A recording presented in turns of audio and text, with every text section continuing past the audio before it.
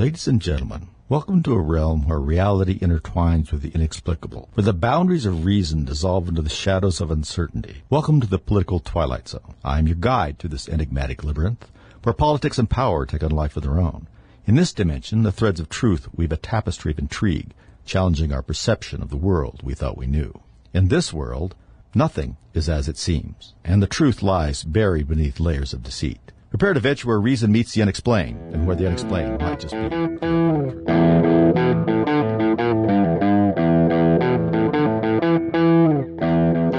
a weekend, a back that's strong. You load 16 tons.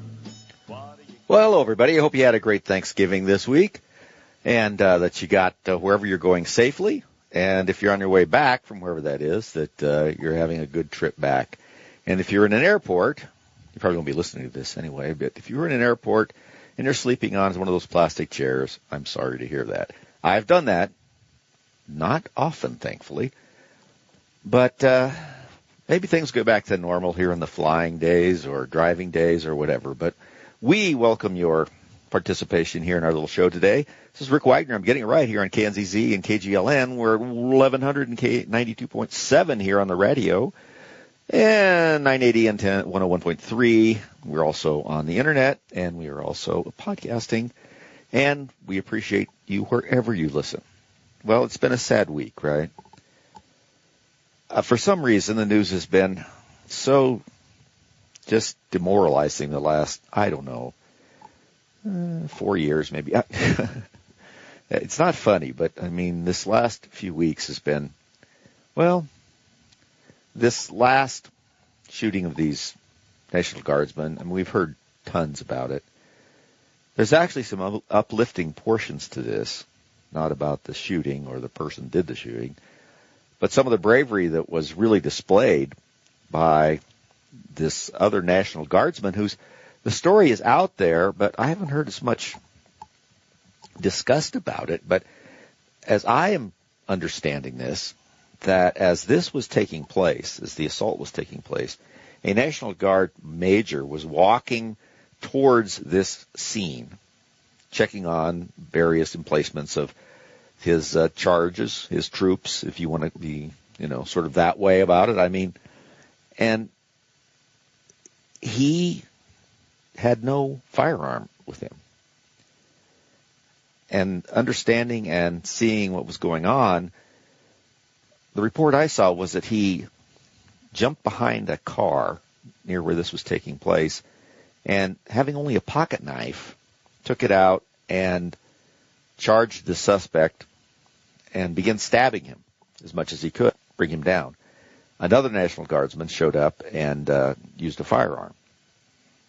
My first question is, boy, where do you find tough guys like this? The second question is why didn't he have a sidearm? Who told him he shouldn't have a sidearm? We don't know that.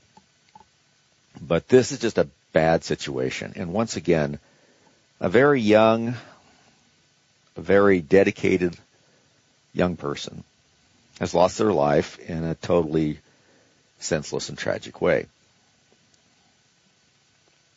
But this isn't the only way these things are going anymore. We could talk about the incident, which is, of course, been discussed a lot. But these cities are going in a direction that is, well, I don't think we've seen anything exactly like it before, or if we have, nobody's written it down. We have vectors that you can sort of pull out of these things. And so I sat down and tried to work through some of this stuff just as a distraction, perhaps. But, when you look at the cities now, and I decided let's look here at 4 cities: New York, Chicago, Los Angeles, and Portland, right? They're not just headlines. These are the new frontline zones of federal fragmentation, really. Institutional breakdown, ideological urban governance. I mean, they have a high crime rate. They're trying to ignore federal enforcement. The financial health is terrible. Where is that leading them? I mean, we can all see it's not leading in a good direction, but can we get a little idea about it? crime, first of all, since we were talking about this terrible attack. And I really hope that Judge Janine Pirro, who's she is the District of Columbia's U.S. attorney, can figure out a way to get the death penalty for this character. We'll see if that happens. But, crime's not just a up thing. It's uncontained and being redefined in these cities. Major metro zones are now permission zones for non-enforcement. Chicago, for instance, has an 80-plus shootings on holiday weekends. Turf wars with gangs remain intact. The shootings come from. In Los Angeles, the no cash bail situation is doing nothing but turning people right back on the street, which is raising violent incidents in now the tourist zones. Portland has one of the largest open-air drug scenes in the country, partly because they decided to experiment with the idea that they should decriminalize drugs. Now, cities can't decriminalize drugs. You may be familiar with here in Colorado, where I'm at, that the city of Denver has tried to sort of do that by making the police say that, well, this is the lowest priority. In other words, don't arrest anybody for some of this stuff. Same thing in Portland. And given the way they've treated their police department and their level of enforcement that they support there, I don't think they could do it if they wanted to now. So they've experimented with that idea.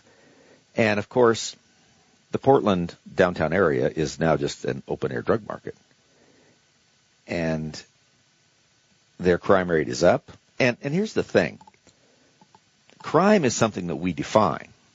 So a lot of these places have been factoring down criminal activity. In other words, things that were once felonies become misdemeanors. Some things that were misdemeanors become petty offenses. Some things that they used to enforce, they don't do at all. So getting a picture of what's actually going on with criminal activity becomes harder and harder. You're there, you see it. We even see it from a distance. But how do you define it? Because they're taking away all the tools. It's the same thing that's being done in a lot of areas. Education. The left dislikes standardized testing because it allows you to compare achievement in pretty basic categories from year to year or decade to decade. They don't want that. They either don't want to test people at all or they want to keep changing the test so that there's no way to compare achievement from one year to year, decade to decade. It's a huge problem. If we can't figure out where the holes in our education system are, although we sense where they are if you talk to people, especially people who are in the system, then there's no way that we can fix it or advance it. Thrown money at it, and I mean big money at it. Some of the highest per pupil spending is in some of these cities that have the worst level of reading, mathematics, for gosh sakes, comprehension, all of that stuff. Where's it going? We could spend a long time on that, and we'll talk about it from time to time. But the next time somebody wants to tell you that they need more money for education, ask them exactly why they think that's going to improve it. Because most of the time you'll get kind of a strange look in those people's eyes and some sort of bizarre answer like, well, the children deserve, or right now Colorado's suffering from budget shortfalls because they decided at the legislature and places that they should just continue to give free lunches to everybody. Rather, they qualified for it under any standards of economics or not. Well, that's a lot of lunches. And they have to prepare them, even though some children don't even participate in them. They bring their own lunch. I think I brought the same sandwich to lunch, I don't know, for about 11 years. Maybe not exactly the same sandwich, but the same kind. And that and the fact that they have so many lunches that they're preparing with no money coming back in has been a devastatingly bad hit for their budget, even though their budgets are quite large. So, of course, normally the solution to this would be to hire some more administrators to study the problem. But apparently they've really done all that they can possibly do, so they come back to the taxpayers. Anyway, what's going on in these cities? All right, folks, thanks for sticking around for the second segment here. Sorry if the first one is a little dislocated. I have so many notes sometimes when I come here to talk to you guys. Then I sit down with them and realize that I'm not going to be able to talk about all of them, and it's distracting, so I apologize for that. I need one of the blue pencils, they used to say, in editing way back when, that where people actually edited things themselves or had editors do it, where they would like take things out that weren't necessarily flowing through the narrative. I need to blue pencil a lot of my stuff here. Not because I don't want to talk about some of it, but it's just too much. So we're talking about crime as the first thing that's going on in these cities, right? And when crime rises in these things, it's sort of a signal of like a retreat from authority and governance, right? They've traded prosecution for some sort of performative reform. You know, the restorative justice, things that they sound good. Well, I don't think they sound good, actually. But they're not even able to be explained by the people that are proponents of it. It's an idea that everybody can be reformed if you just talk to them the right way, or give them something, or understand them. This, of course, leads to the idea that instead of police officers, you should send out social workers. Well, there are two people in that scenario that I feel sorry for. One, the victims that are not getting law enforcement showing up, and the other is, in fact, the social workers who are going to be completely unprepared to be dipped into this maelstrom of criminal activity with, I guess, maybe a notepad. Maybe they'll have a folding chair that they're trying to set these guys down in so they can analyze what's going on. I've tried to figure out exactly what's going to happen to defuse the situations. That's what you get when you ask about that. We'll say, well, what are these people going to do? Well, they're going to defuse the situation.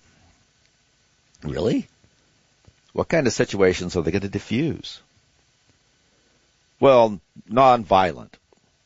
Well, that's only in some of the cities, I might add. Some of them don't make that conditional kind of difference. Well, a lot of nonviolent situations become violent situations. Everybody who's been in law enforcement for a while knows that. A certain situation, they degrade while you're on your way there. I mean, some of the simplest things you have to really have some judgment about. Lots of times, barking dog complaints that have come in again and again about between two neighbors are really not about the dogs anymore. It's a very tense relationship there and can spiral into a really bad and violent situation. A party that's a lot out of control or too loud, same kind of thing. The difference is a trained law enforcement officer who has a little experience can kind of get the shift on these things, understand it, get a feeling for the vibe, as it were, and get their behavior accordingly. A social worker isn't going to be able to do that. And they don't have any training in it. I don't know how they get it. So they're going to be placed in as much danger pretty much as the victims that they're supposedly trying to help. And my suspicion is that some of these cities, if you look at what they're trying to do, they're trying to dispatch not only social workers, their idea, to some of these, quote, nonviolent law enforcement situations, but to try and include a social worker, the response from law enforcement. That's an idea that's floated around out there. That seems really helpful, doesn't it? Because what you need is another critic in the middle of the situation who doesn't know anything about what you're doing and is going to diffuse whatever authority you have by arguing with you, probably, in the face of whatever situation you're in. Once again, something that's being offered by people that have no idea what they're doing, zero idea about law enforcement, and if they do have some ideas about law enforcement, they're usually anti-law enforcement. Many of these characters that are getting into city governments in some of the larger cities have a recent history of wanting to defund the police. The San Francisco, for instance, is looking at one of the It's like a district supervisor. It's appointed position from the mayor's office there. But the woman they're considering, relationship with the police department, not so good. The police union out there, and I imagine the police union in San Francisco is probably not very draconian to begin with, are all against it because she doesn't think that they should have firearms. They should have non-lethal means of dealing with it. Well, that's all fine and good. But the range on a taser is not anything like an effective range when someone's shooting at you with a 9mm. So that seems to be a silly situation. It's fine to have non-lethal means with you, but if that's your only situation, how easy it is for the criminal to outgun you? If you're going to try and run up and spray some pepper mace at him, or perhaps have your social worker come up and recite some, calm down, what's your problem? What was it like between your parents and you? That kind of thing is not really dealt with in really violent situations, but it seems to be this woman thinks they should be. So you see how that goes. These are things that if we would have had this discussion even 20 years ago, people have thought that, I, for one, was off my rocker. I would have thought I was off my rocker. And now it just seems like, oh yeah, well, that's what's happening. Public safety in these places is now a political narrative. It's not an operational thing. If you talk about public safety, now you're somehow devolving into racism, over-policing, some sort of generative ideas about class and race and just a bunch of different things all at the same time, none of which really have anything to do with it. Public safety is an operational standard. You pass some laws, you say these are the guardrails, this is what happens when you go out the guardrails, and you enforce that. You want to try and enforce that equally. You don't take these things into account as race, sex, or anything like that. Certainly in the past, sometimes this has happened. But for the most part, it hasn't. And for the most part, if you don't do it that way, it's not going to work at all. It's not performative. It's operational. So what's really happening when you look at this stuff? Well, we're having nullification of all sorts of laws. Some state laws, certainly federal laws in these cities. They are sort of saying they have like a de facto legal autonomy. It's the new confederacy. The confederacy of the cities is what it is, because the federal government's being run by somebody you don't like. Remember, wasn't that long ago that liberals wanted the federal government to run everything? We can remember that, because they thought they had control over the federal government. So they thought they should let the federal government, rule everything. Well, now that has changed a little bit, the federal government really shouldn't be able to do anything. We're already refusing to assist the federal agents in immigration, drugs, gun operations. Portland explicitly prohibits coordination with the United States Marshal Service, who not only does, investigations into federal threats like at courthouses and things like that, but also have a really good fugitive response team where they're chasing federal fugitives. Now, you only have sometimes a few federal marshals. There's not a lot of them. Deputy U.S. Marshals are not really, riding around with a posse. So usually they need help from local law enforcement. So if you're not going to get that, you're not going to get any results. And if they do try, they're going to be in much more danger because they don't have any support. And broadcasting this across the city tells people who might be interacting with federal law enforcement that they know that federal law enforcement isn't going to get any help. And the people that are there are probably the only people that are going to show up. No more squad cars roaring into the scene, something like that. What do you think that does to their cooperative mode? You think that increases their cooperation or decreases it? I mean, all of this is like this 21st century form of not secession by leaving the Union. It's sort of a soft secession, right? It's legal insubordination on their part. When cities defy federal law but still demand federal funding, housing money, all these kinds of things, you're witnessing the collapse of like this centralized rule of law consensus, because they're deciding what the law means, how it's applied to them only in their situation.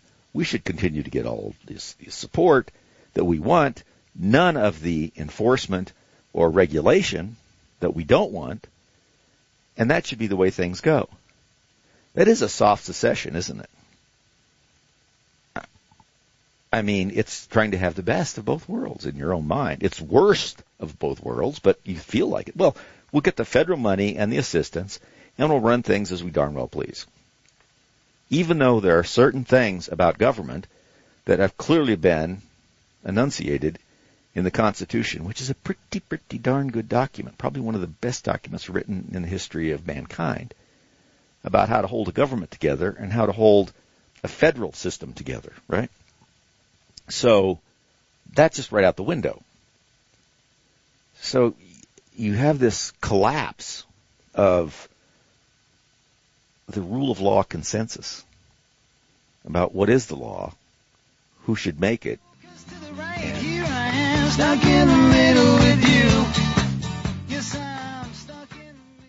All right, folks, thanks for sticking around. I'm throwing these things out because they're important for everybody to think about, because we tend to try and localize these things. You think, well, what's happening in Chicago, New York, Portland, whatever, unless you're listening in one of those places or listening to a podcast of this in some of those places, you think, well, that's not really my problem. Well, of course it's your problem. To begin with, you pay federal tax dollars, and they're being spent to try and do certain things, some of which are being rejected by these cities, but they still want their money. So it's a double problem. They're stopping the use of your money from being implemented properly, and they're still trying to take money from you, the taxpayer, to use to do that. That's not a recipe for financial stability for anybody, either side. Now, even though we have a huge deficit in this country, and we need to do something about that, luckily we'll see. It's so large it really can't be, you just can't envision it. I mean, right now it's over our gross domestic product, which is usually a sign of something bad coming, but if we get our productivity up, maybe we can do something about it. But the cities are a lot further down this road. Let's look at Chicago, for instance. They have $35 billion, at least, in pension liabilities that they can't imagine how they're going to be funded. And their bond status has been downgraded. So who's going to buy bonds in the city of Chicago when they have $35 billion hanging over their head in pension liabilities and so forth, and nobody thinks they're going to be able to pay it back? In New York, commercial vacancy is still high. It's still 18% down, and that's post-COVID. Wall Street has made quite an exodus recently, and what do you think is going to happen with Mondami? 1% of the population in New York pays 40% of the taxes. Now, New York's a pretty big place, but that's a pretty small number in a big place. You start losing a few of those organizations, those people, businesses, whatever the case may be, the financial situation is going to change fast. In Los Angeles, not only do they have all these budget shortfalls, but they're still talking about having a universal basic income schemes that they're trying to do. The math is unsustainable. We've reached the point where you can't come in like with on a whiteboard and put some numbers up and say, see, that's upside down. You can't doesn't seem to have any effect on them whatsoever. And the answer is usually something about taking money from other people. Even though, once again, if you show it mathematically, taking the money from all these people that they think have too much of it won't begin to cover the mistakes they're making with their finances now. They can't understand that. Municipal borrowing keeps going and going. It's not like a survival mechanism. It's not investment. Remember, we used to borrow and then invest in things so the city made money, pay their pensions, this and that. Yeah, that's slipping away, particularly in these big places. It's not investment planning anymore. It's just survival. It's like calling your relatives up if you don't have a job and you don't intend to get one and see if they'll just keep loaning you money. It's pretty much going on. And you also have to stir in, you want to be sure and tell them that you're not going to do anything that they want you to do that you don't want to do. So that helps your borrowing too. So they're going to have to increasingly rely on federal bailouts. That forces you as a taxpayer to subsidize all this ideological misgovernance if they do it. I don't think a lot of people can go along with that. The ideological entrenchment in these places is only deepening. The Trump derangement syndrome has blossomed out to a resistance to all sorts of authority, a resistance to the rule of law, resistance to common sense, perhaps, would be what we might refer to it. But it's only getting worse in some of these places. It may be moderating in some areas, but in these cities, it's not moderating. Look at what's going on with law enforcement, with the district attorneys. Having been a district attorney, I can tell you that it used to be simple, is that you enforce the law, you try to do it fairly, you try and not treat different people differently for the same thing, right? If someone does the same type of crime, has the same record, they should be treated the same way. Outside influences, race, class, all that stuff is outside of what you should be doing.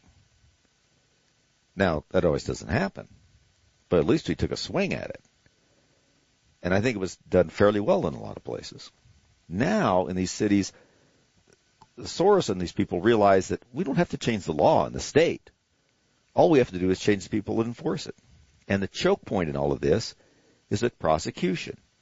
Because the district attorney's offices, as we've mentioned before, it is an executive branch function.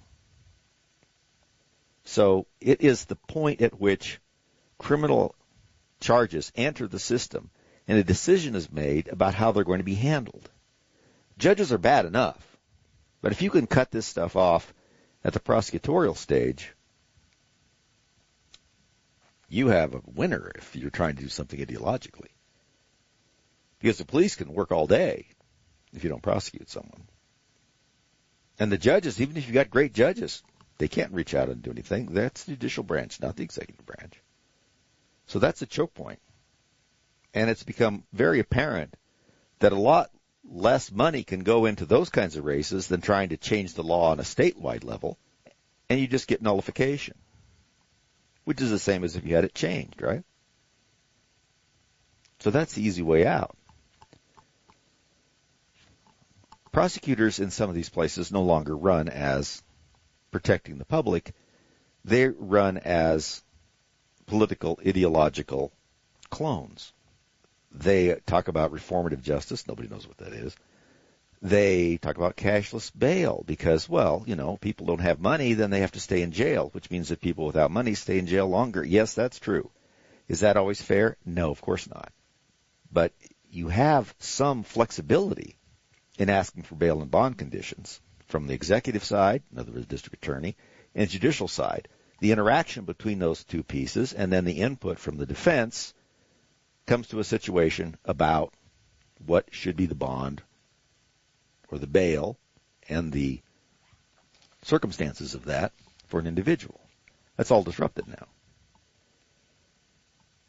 We get municipalities, states, that insert themselves where even if you had a good prosecutor and a decent judge, harder to find these days, the kind of combination, they're not going to be able to do their job in terms of protecting the public from some felonious activity from a repeat offender because the law itself does not allow them to keep somebody tied down a bit until we can decide what to do with them.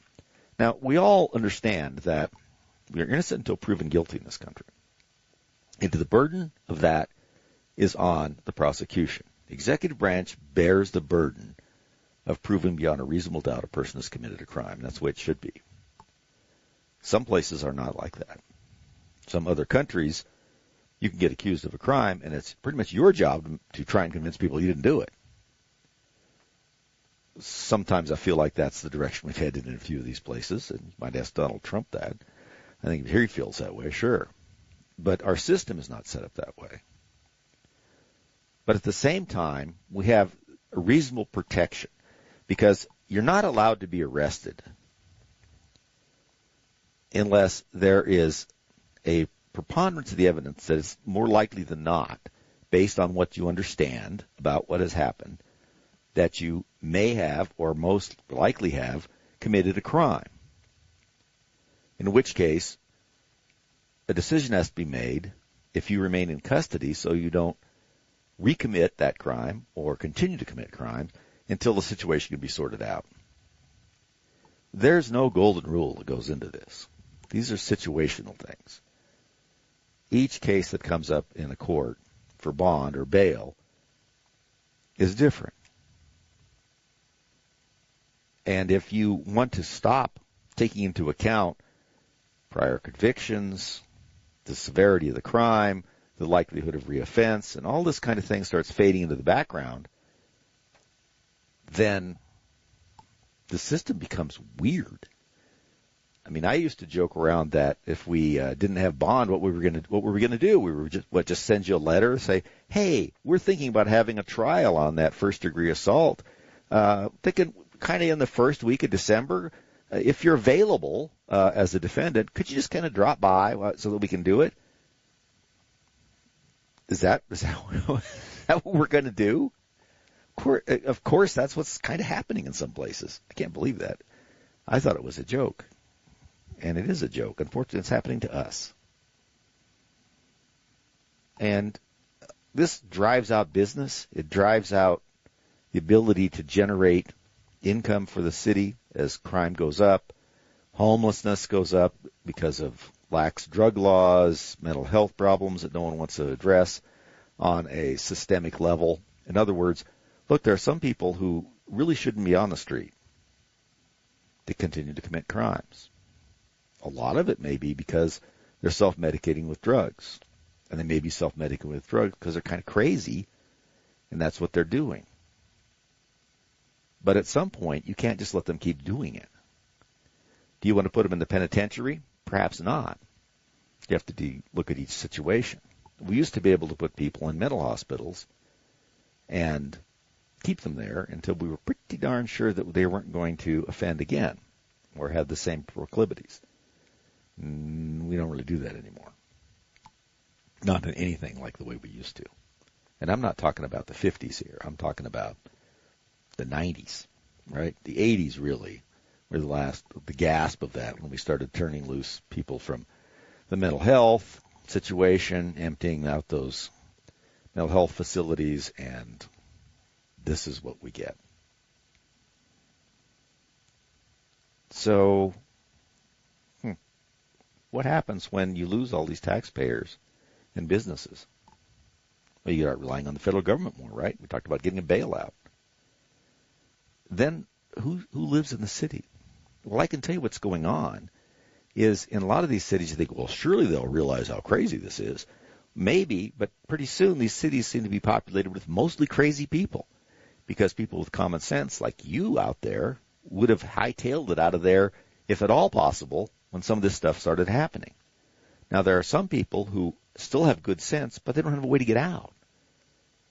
They don't have the money, the means, or there's other reasons they get stuck in this place. And these are people who are just this is a terrible way to be a victim. You disagree with everything, you can't get away from it, and yet you're subjected to it. So eventually, your local governance begins to become more and more bureaucratic, right? You have activists every place. You don't have really even bureaucrats, which are bad enough. Now you have activists in bureaucratic positions. The middle class finally follows the more wealthy people and gets out. Because they don't want their kids going to these schools. They don't want to ride these subways. They don't want to walk downtown. And even though it might hurt them financially, they're going to get gone. And what will be left is the people who think this is a good idea or people who just flat can't move. So cities fragment.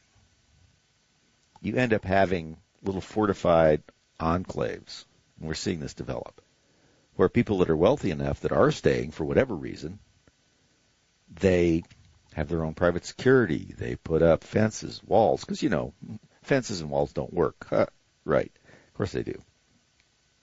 And the rest of it, outside of it, turns into this sort of anarchy, sort of quasi-anarchy that sounds like something out of some dystopian science fiction novel that was written in like the 60s. Yeah, that starts happening. You start getting a two-tier legal system, which we talk about all the time. It's soft immunity for people who align with things ideologically for whatever reason. If they're of a certain class, a certain this, a certain that, the legal system treats them differently. And people who are not within that category, they are cracked down on. Now, what happens at the federal level? Well, they have to make a choice if you're at the federal level.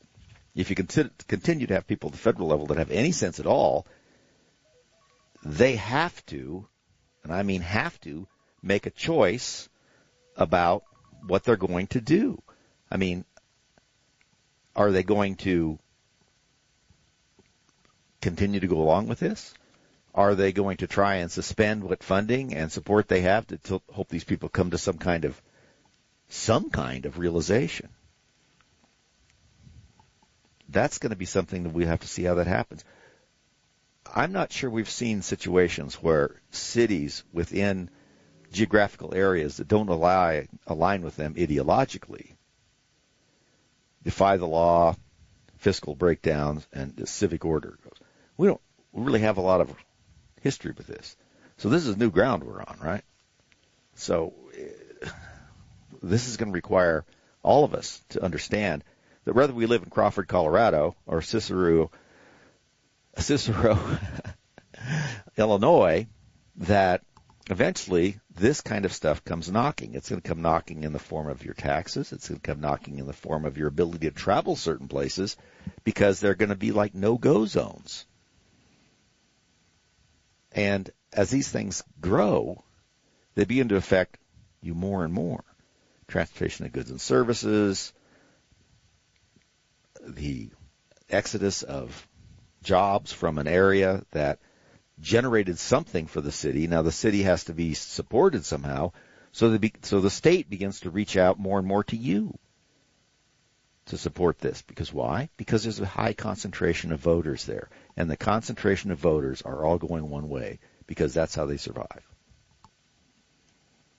So it will come knocking.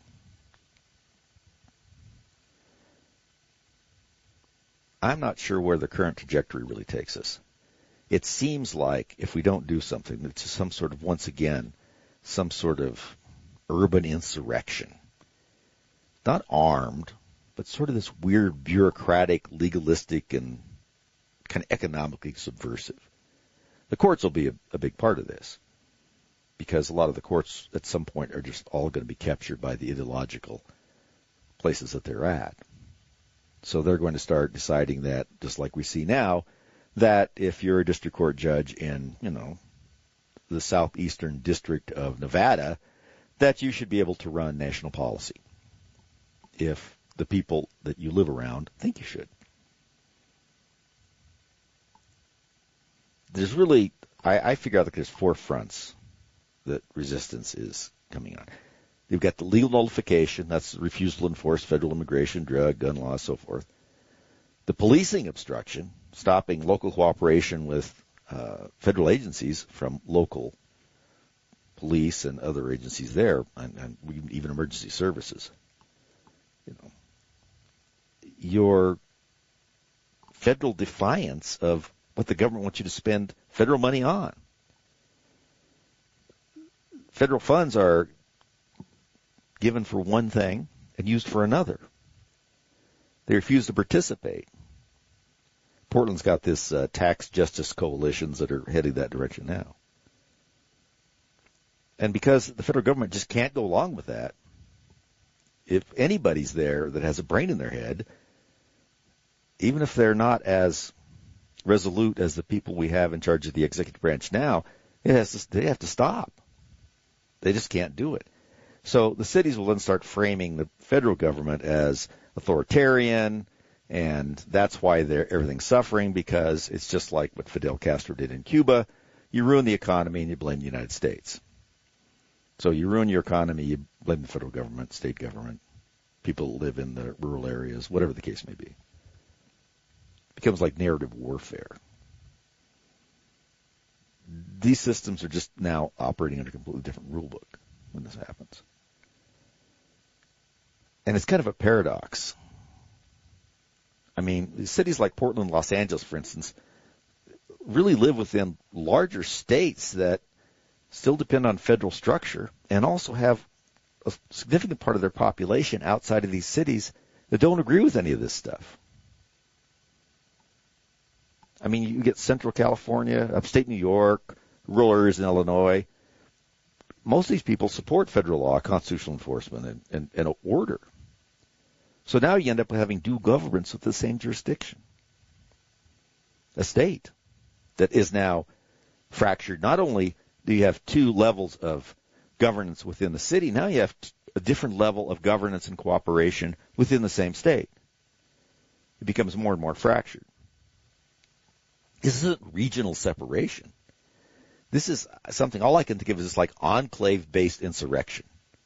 It's all wrapped up in just administrative jargon if you watch these people.